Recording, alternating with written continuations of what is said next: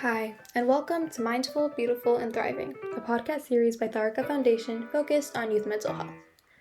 Before we begin today's episode, I just wanted to let you all know that all content that is found in our podcast is created for informational purposes only. This content is not intended to be a substitute for professional medical advice, diagnosis, treatment, or therapy.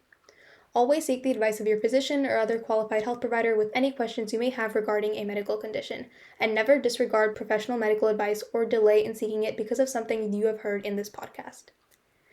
Thank you so much, and without further ado, let's get started.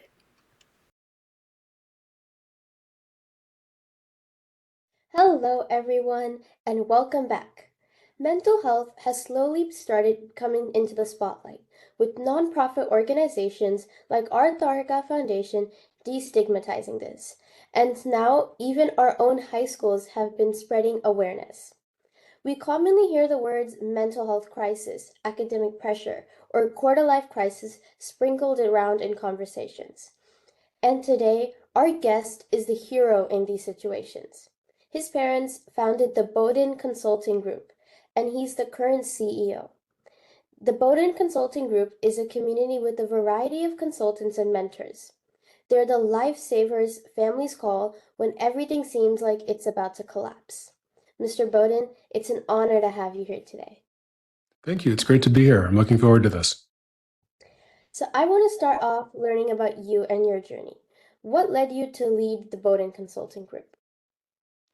Honestly, it was a complete accident.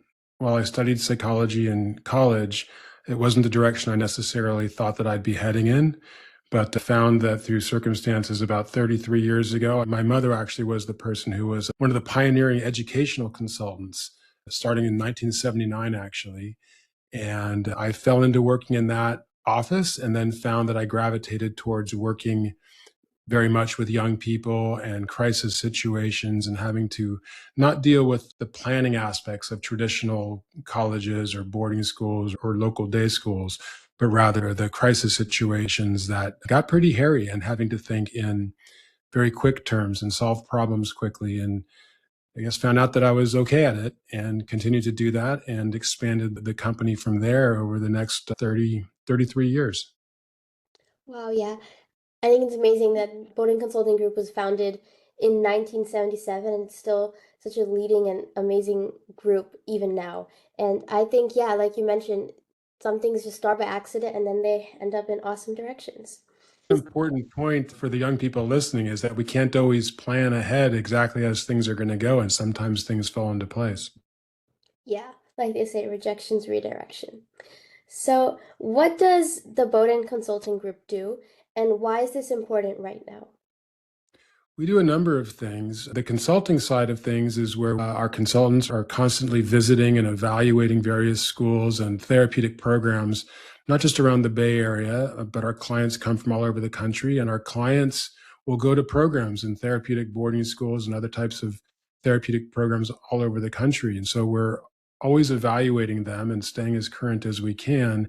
And then families engage with us to develop a plan, not just a referral to a place, but really designing a coherent plan that takes into consideration the unique needs of each child and each young person, but also of their family, and how can parents be involved and make sure that there's cohesion and help guide them, be the person who's had the experience over thousands of clients and have a little bit of objectivity that we can bring to the table to help guide them through what is often the most devastating and heart-wrenching time in a family's life.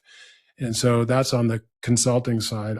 The mentoring program that we've been running for about 10 or 11 years now is really working with young people, both teens and young adults locally, that helps them get into activities they enjoy, find areas of competence, small incremental successes. It's both one on one. Our mentors are young people themselves who have, in some cases, had their own challenges through life, but being peer guides in a sense, and someone that they can connect with who's not necessarily an authority figure or a parent or a teacher or a coach, but someone who can really guide them through finding their interests and having those incremental successes. We also have social groups that they can engage in and really fun experiential things that excite them, engage them, get them active in the community. finding ways of participating in life in ways that they may not have been able to have success with in other fashions. Yeah, I think this Bodin and Consulting Group is doing an amazing job helping us. And yeah, I think you brought up 2 points about first, the consulting with families. And in that, I really like that you mentioned that you don't just focus on changing a school or an environment for a child, but focusing on their whole lifestyle and their family. And instead of just creating a short-term plan of changing in school, it's a long-term plan because you're changing a lifestyle. And then you also mentioned that you guys do mentoring, which I think is really cool, especially for young children. And we know, and I'm going to bring this up in a later question too, but we know nowadays many students are feeling all that pressure about future planning in college. And I think it's really helpful that you are doing these programs and acting as guides for students to truly find what they enjoy and where they might go. I think that part of why I emphasize the family is because I think there is so much pressure on kids, especially around here in the Bay Area, for academics or other areas of performance. And I think a lot of times the parents themselves need some guidance and some coaching around how they're interacting or how much pressure they're putting on and how their role can affect the young person, both in positive ways, obviously, and also some ways that they may not intend. And so I think part of our role is in advocating for the young person. That's how we see our role, is often helping guide the parents into how to sometimes reduce some of that pressure in some ways and emphasize some other things that the young person may have a hard time prioritizing for themselves because they haven't found that voice yet. So we really see our role as being advocates for the young people. Yeah, I really like that part of advocates for the young people. And alongside that, you guys are also destigmatizing mental health among all communities.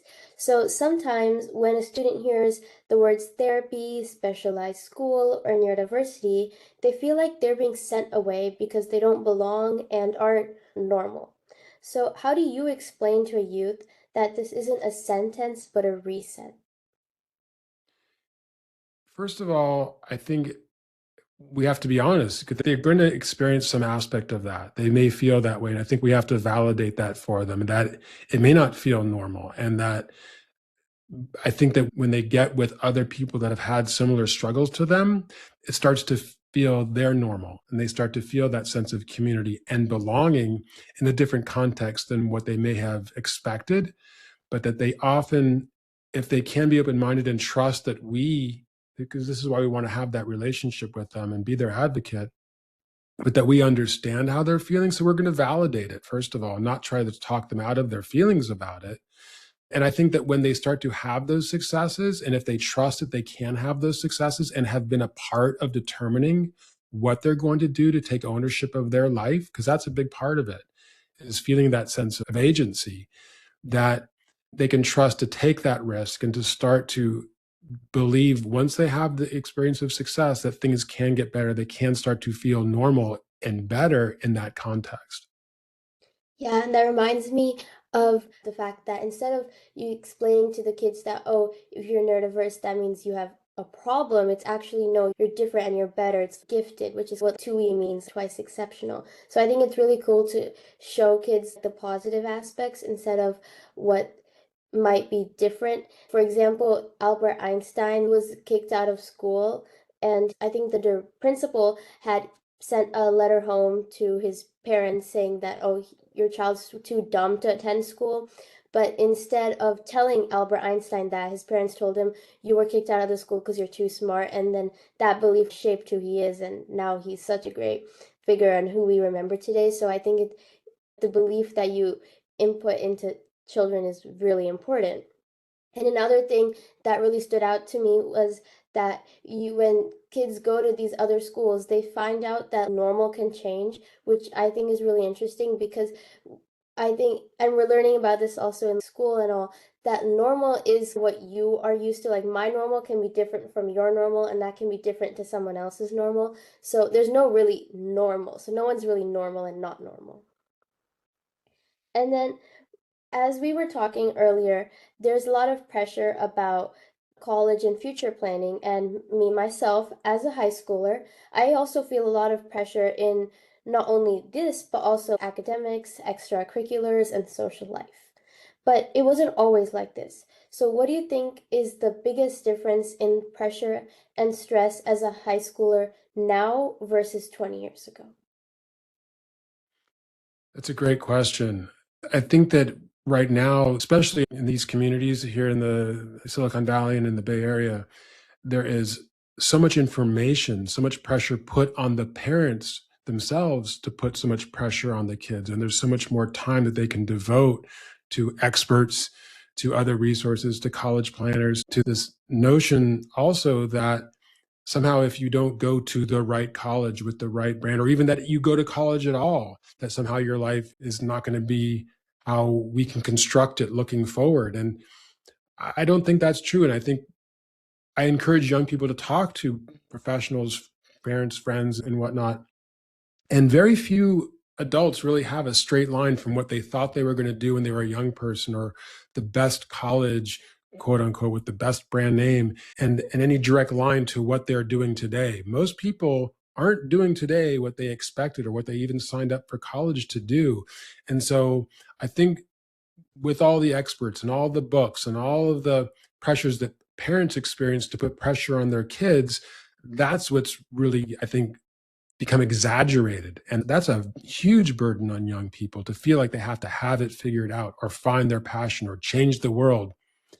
Take some time to figure that out. And so I think that young people having the space, the confidence to enjoy what they can and not feel like they have to have their life mapped out to be in a particular way, and to feel that confidence that things might go in a direction that you didn't think about or plan on, and that's okay, and to let it happen.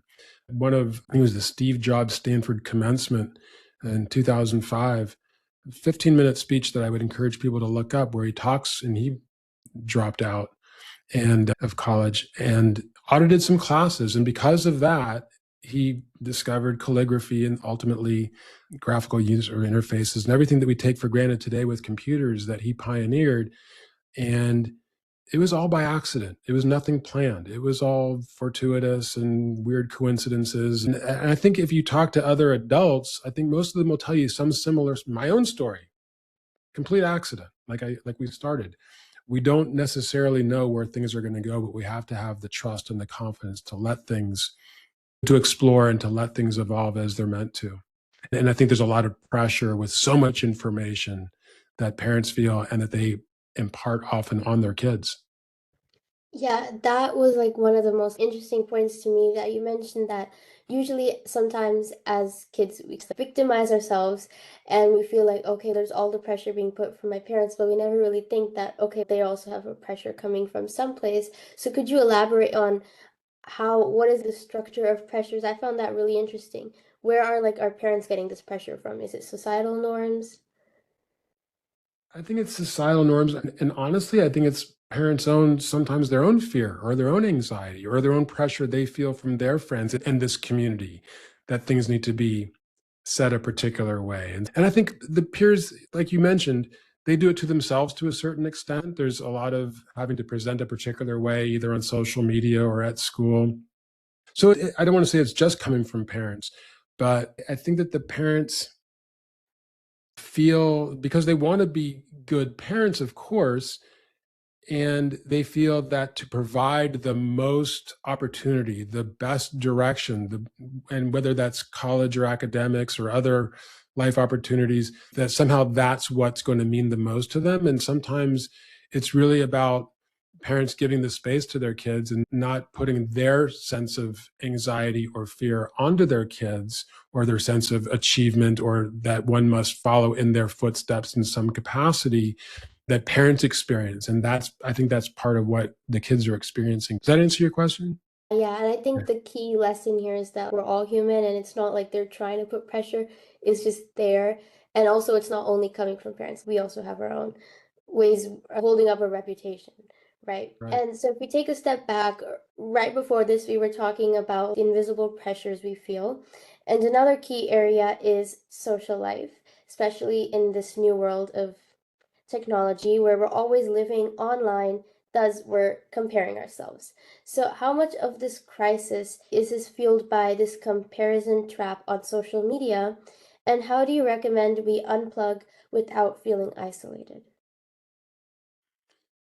It's hard to know as an old person. And I don't think it's a new world of technology for someone like you because it's the only world you've known. And so I think it's hard to know necessarily what it's like, but how can you almost encourage yourself to recognize when you're feeling that what in some circles is called the mental obsession of seeing what's happening online or doom scrolling or whatever else one is going to do, but to almost force oneself to get outside of that, to instead of picking up the phone, and I know this sounds silly, but go and take a walk the dogs, do something constructive that may have meaning and may sound silly, but that I think ultimately can have some meaning and purpose. So it's not just stopping other activities or moving away from it, but filling that with something else that might be fulfilling, even if it might not be at first, but to find value in helping others or finding the community or finding a game night or something that's one-on-one, that's personal, that's concrete, that one can do. Maybe take a risk that's outside of one's normal interactions with their devices. That can be hard. I think it's hard to know how to do that and how to interact with people outside of the device. I watch not only our clients, but in some cases, my own kids who are only a bit older than you are. And it's different for them to take those risks interpersonally, one on one, in the real world, and to challenge oneself to fill that space with that as opposed to just stopping the other activity. Got it. Yeah. You mentioned a big thing, and also one of the key steps that we can unplug without feeling isolated was to put the devices on the side and do an activity with a friend that's in person and one on one. Because I feel like we build more connections when we're actually in real life with someone rather than just talking on the phone or just texting or all the other things we do.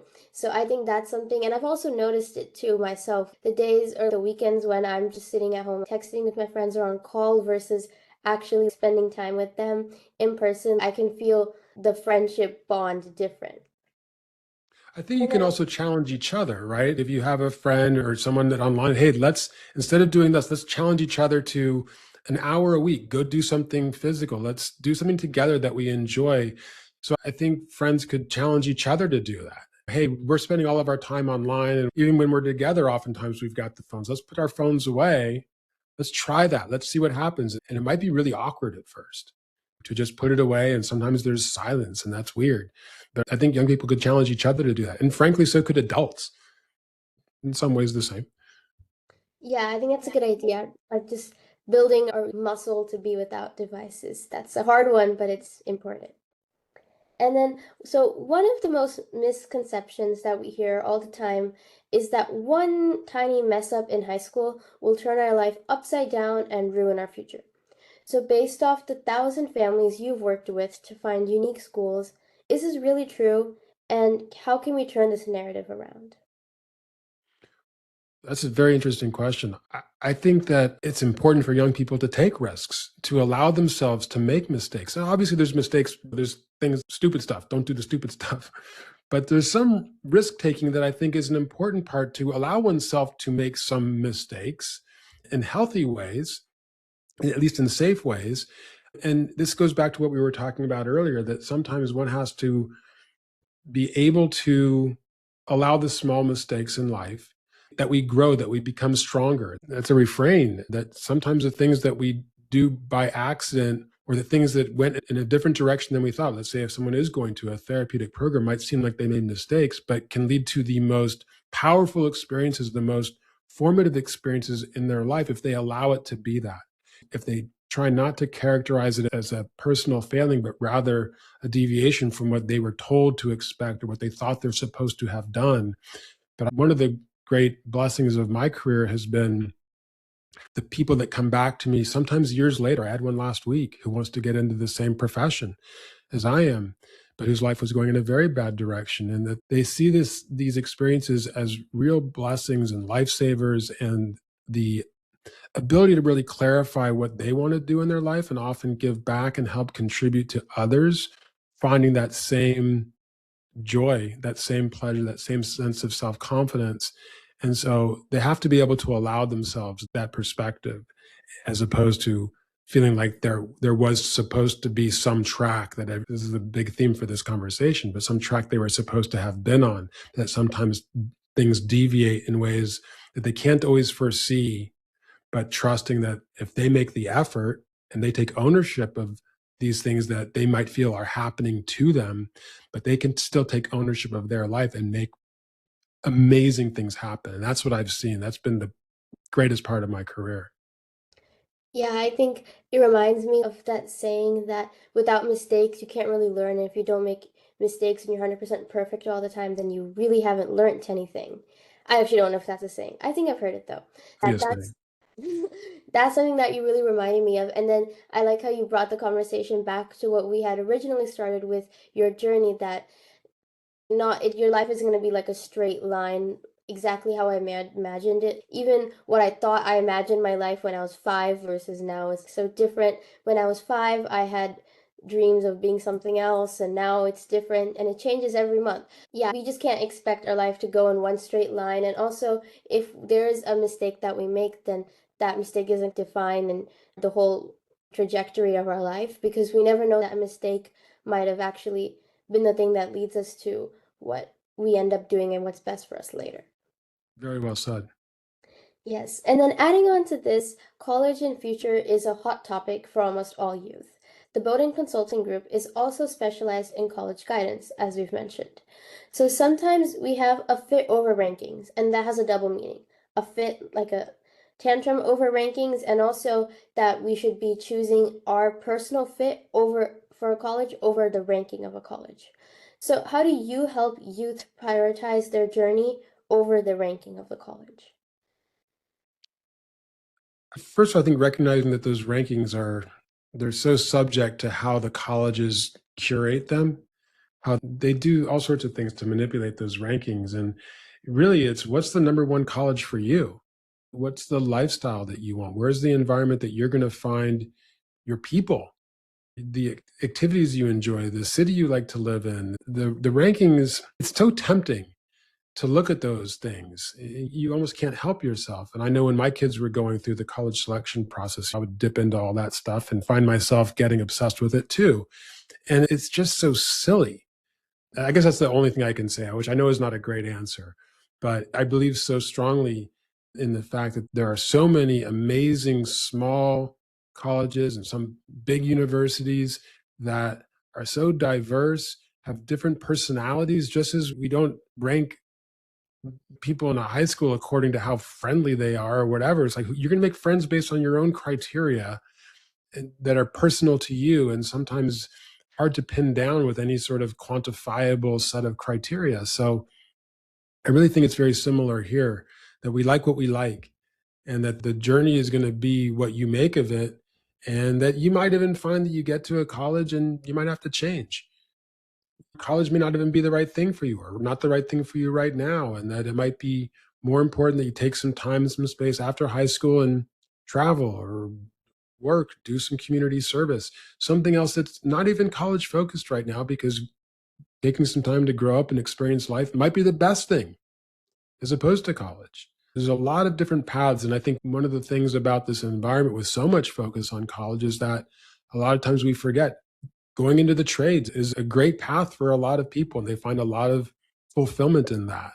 And so I think accepting that there are so many different paths, it's not just college. And even if it is college, which obviously we encourage as much as anything, there's so many different ways that can look, and so many different ways that can go, and so many different colleges if you get out of the rankings arms race.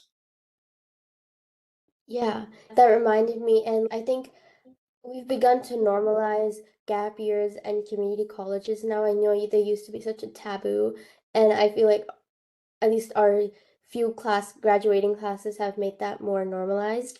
And but yeah, I really like the part where you mentioned that the rankings aren't really like, what are they being ranked for? I think that was like the question. Are they ranked off of the size? Is that why there's all the big universities are at the top, or are they ranked based off of how many valedictorians go? I think that's a key part that really resonated with me and stuck with me, is that you have to, if you're gonna rank a college, then rank it based off of what you want, not rather than what the world and United States has ranked a university on. Did I get that right?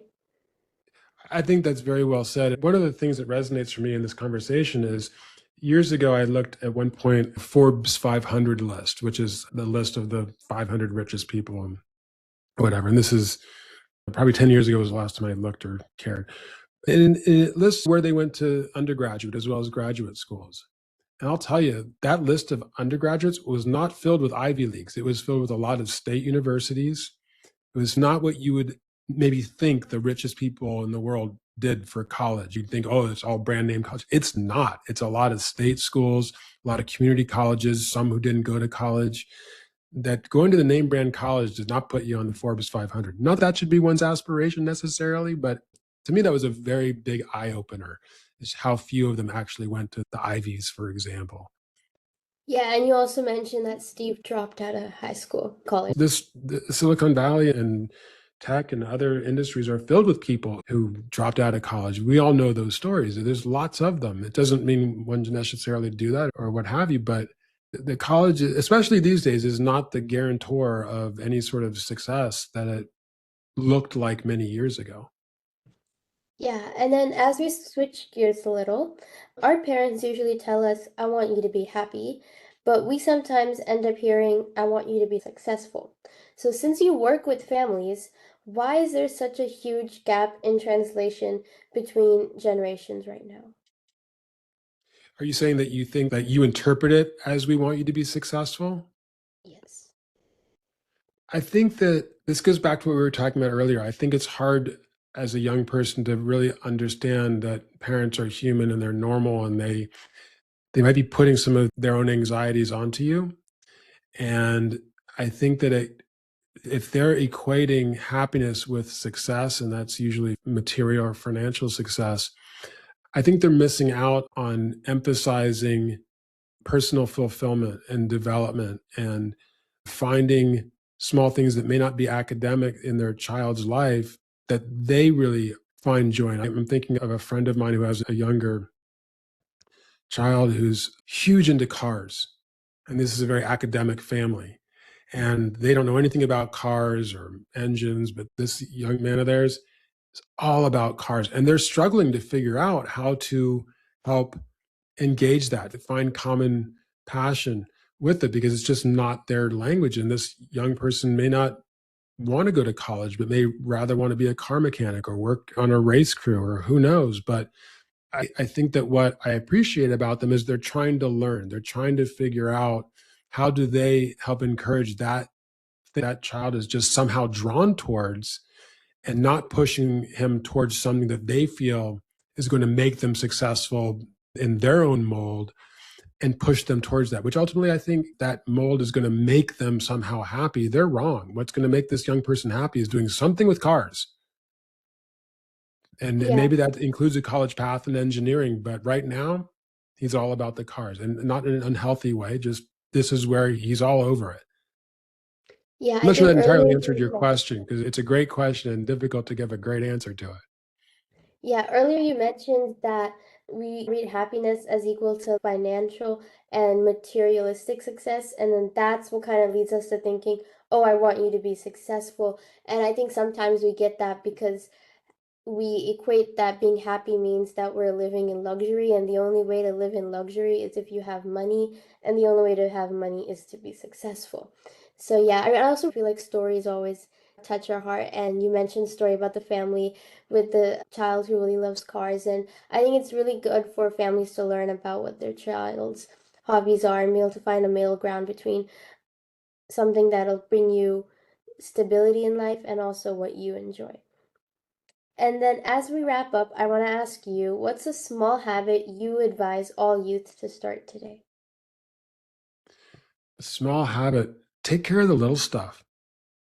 Just don't worry about some of the big stuff right now. There's little things that one can do every day to find a way to have a small concrete success every day, a little incremental, getting better at something that may not be academic or the thing that society or your friends or your parents tell you that you should be doing, but find something that's important to you that you can have a small little success with every day that gives you a sense of well-being and accomplishment and achievement. That's your own. That's not someone else's. It's not external, but it's your own sense of achievement that's meaningful to you, whether anyone else knows or cares, but that it's something that you feel good about for yourself at a foundational level. Feeling that sense of competency and value, I think, is much more important than pushing towards the best grade. Obviously, I don't want to speak against getting good grades, but that starts with the foundation of a sense of self-confidence and competence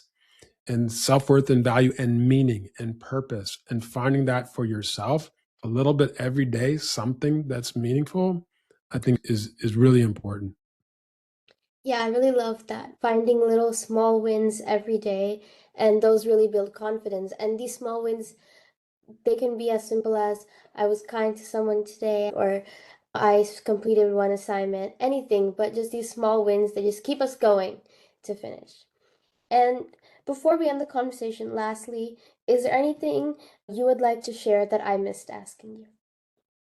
You've asked some great questions. I don't know. I love that you're doing this podcast. I think it's awesome. This is a great win for you. And I really appreciate being here. Thank you. It's an honor to do this with Tharika. So thank you so much, Mr. Bodin, for your exclusive insights today. You not only explained the problem, but also shared actionable steps we youth can take today and lead the Bodin Consulting Group to be the lighthouse for families lost in the fog of addiction, neurodiversity, and mental health struggles. I personally loved the idea of taking some time away from our devices to be with our friends, and I hope our audience did too. Once again, it was a pleasure to have you on, Mr. Bodin. Thank you. It's great to be here. You are listening to Mindful, Beautiful, and Thriving, a podcast series by Tharaka Foundation. As part of our youth series, we will be releasing new episodes every month, so make sure to continue to check those out. We hope you enjoyed this podcast, and we thank you so much for listening.